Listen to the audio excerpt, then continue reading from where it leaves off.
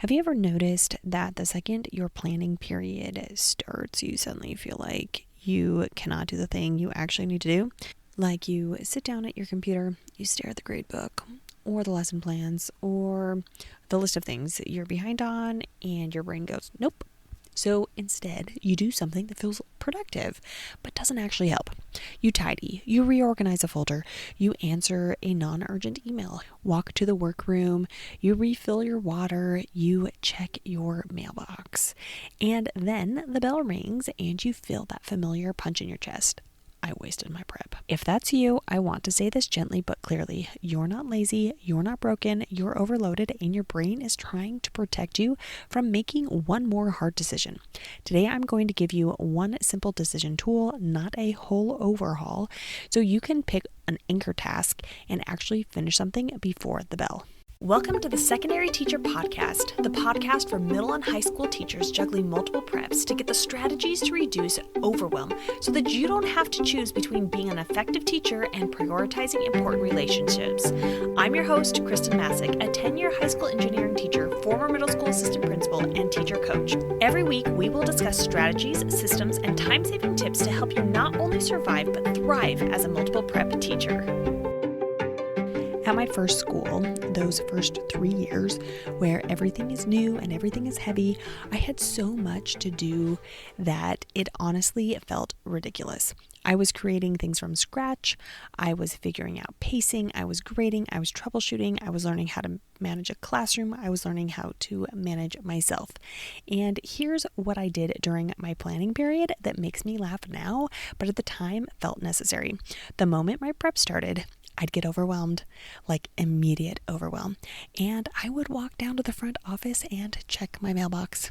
Now, let's be honest, checking my mailbox was not moving the needle for my students. It wasn't planning, it wasn't grading, it wasn't creating the thing I was behind on, but it gave me something my brain wanted in the moment, relief.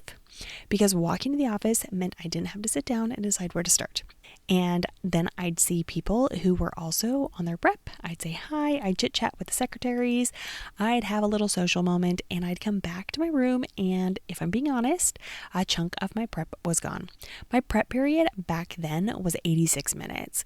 We were on the block schedule, so class periods were long, which was honestly a gift compared to what a lot of teachers get. But even with 86 minutes, I still had this habit of burning a big part of it on something that felt safe.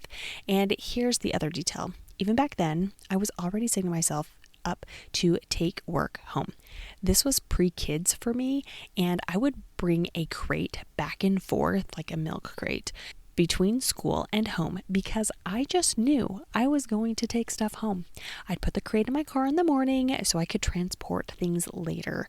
So I had already decided, without ever saying it out loud, grading is going to be something I take home.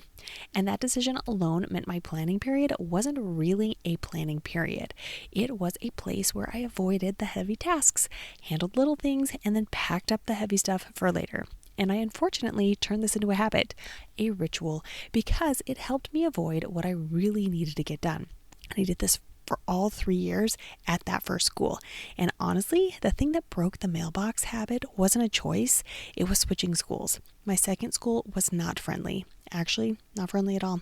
A friend from college who worked there had warned me. He told me that the year before, when the school went through accreditation, the majority of the feedback the accreditation team gave them was about their culture and their disjointed faculty. So there was no friendly office staff to chat with. There was no social moment that felt warm. The culture was very different. And suddenly, the mailbox walk didn't serve the same purpose anymore. So I had to face what I'd been avoiding all along. I didn't know how to choose what to work on when everything felt urgent. But here's what I also realized.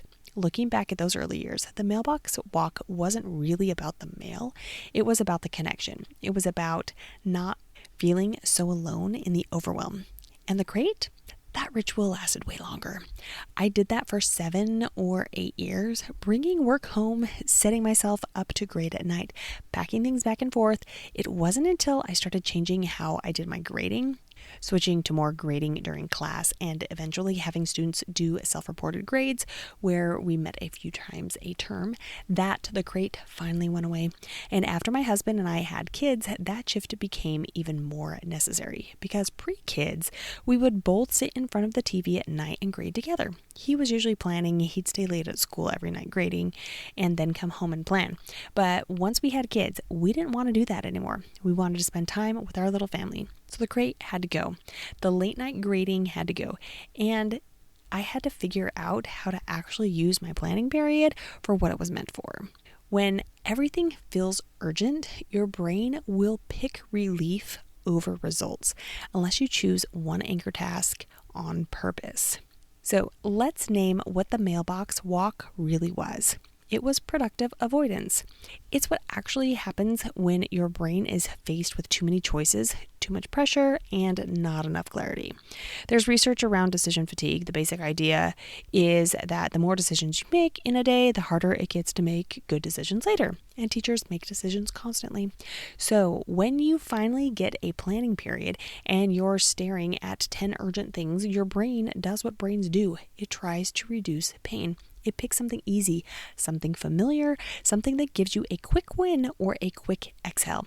And then you blame yourself for wasting time, even though what was really happening is you didn't have a clear finish line. So here's the tool. 3 filters, quick and simple. When you sit down for prep, write the 3 to 5 things pulling at you right now, not 15, just 3 to 5. Then run each task through these filters. Filter 1, do I do this regularly? If it's recurring, it matters because it's part of your weekly load. Filter 2, if I don't finish this, will it impact my students soon? Not eventually, soon, tomorrow, this week, next class. Filter 3, does this truly have to be done by me? Some tasks need your brain, some tasks need a simpler version, some tasks can wait. When you run the list through these filters, usually one task rises to the top, not because it's fun, but because it creates the most relief. That task is your anchor task. And here's the key. Once you choose it, you don't keep negotiating because the negotiation is where prep goes to die. Now, we put the finish line on the anchor task, not grade everything, not plan the whole unit. A finish line you can cross before the bell. So instead of grade, you choose grade 1 class set, or grade the next checkpoint, or give feedback to the first half and finish the second half tomorrow. Instead of plan, you choose write tomorrow's directions plus success criteria, or prep one example or demo, or make the rubric for this project. And once you start, protect your focus like it matters, because it does. This is why the finish line has to be small and clear. It reduces switching. It reduces decisions. It gives your brain one job. And when you're on the block schedule, like I was, 86 minutes, 75 minutes, 65 minutes, depending on the school, those long class periods mean you really need those planning periods to count. Because if you don't plan enough, it was really difficult to teach bell to bell. You'd run out of content, or students would finish early, or the pacing would fall apart. So having a clear finish line wasn't just nice to have, it was necessary. If you're hearing yourself in my mailbox story, I want you to feel seen, not judged. You weren't doing that because you don't care about your students. You were doing that because you were caring too much, and your brain needed a break from the weight of unfinished work. But you also deserve the kind of planning period that leaves you feeling lighter, not the kind where you leave with a new pile for your crate. You don't have to fix everything. You just need one anchor task and one finish line, because relief comes from completion, not from trying harder. Next time you sit down for prep, do this. Write 3 to 5 tasks that are yelling the loudest. Run them through the 3 filters. Circle one anchor task. Define a finish line you can cross before the bell. When it's done, stop. Let it be enough. And if you know another teacher who has a mailbox task, the thing they do when they're overwhelmed, share this episode with them. Not to call them out, just to remind them they're not failing, they're carrying too much. And if today's episode was helpful to you, it could be for others. So make sure you share it with your colleagues and tag me on Instagram at Kristen Masick, KHRSTENMASSIC. Until next week.